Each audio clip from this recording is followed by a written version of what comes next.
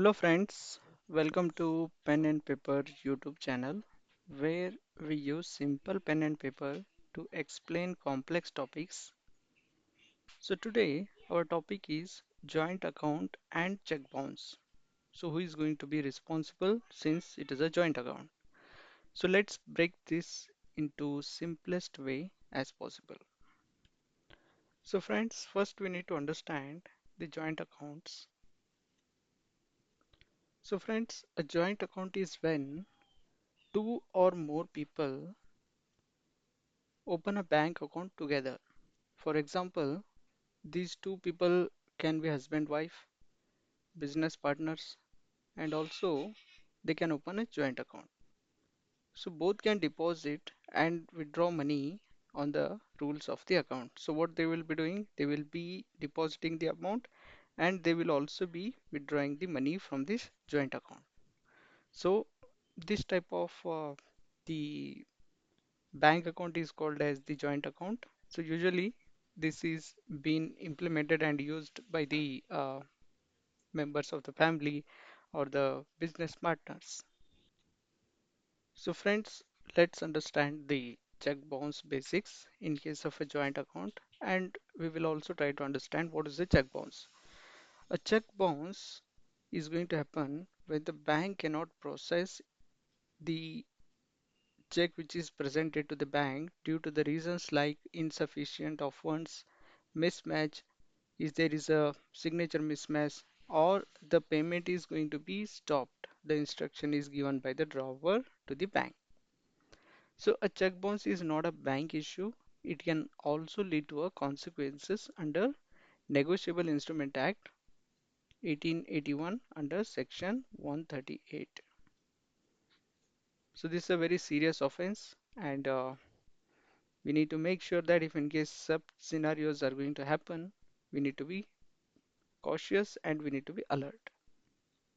So friends, now the question arises, in case of a joint account, who is going to be responsible as both of them are the account holders here.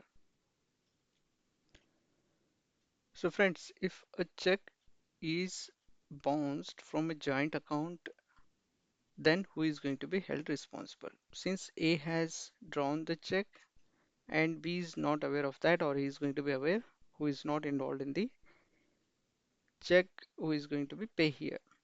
So now the law is very much clear. The person who signed the check is responsible and not all the account holders. Even though A and B are both joint account holders in the bank and only A has signed the check, because in the signature part, if you see, there is a field for the person to sign the account. And also the joint accounts, this scenario, either of A or B can just regulate the account, they can deposit, they can withdraw, and also they can give the check on behalf of the joint account.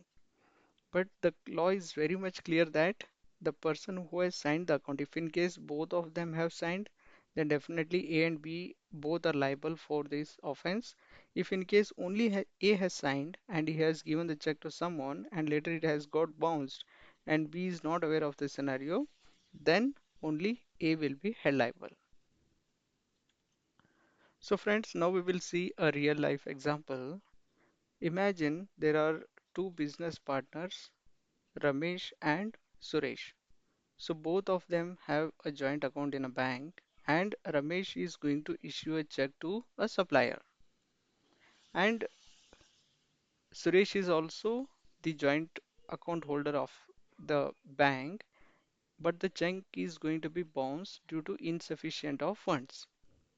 In this case, only Ramesh is going to be held liable who has signed the check, and he is the one who is going to be legally responsible, not Suresh. Even though Suresh is the equal joint holder in the bank account, but again, the law is very much clear. If in case the person has signed the check, then definitely he is going to be the liable, not the B in this scenario. So friends, the bottom line is very simple. In a joint account, the responsibility lies with the person who has signed the check, not all the account holders. So this was explained to you in the simplest way by pen and paper.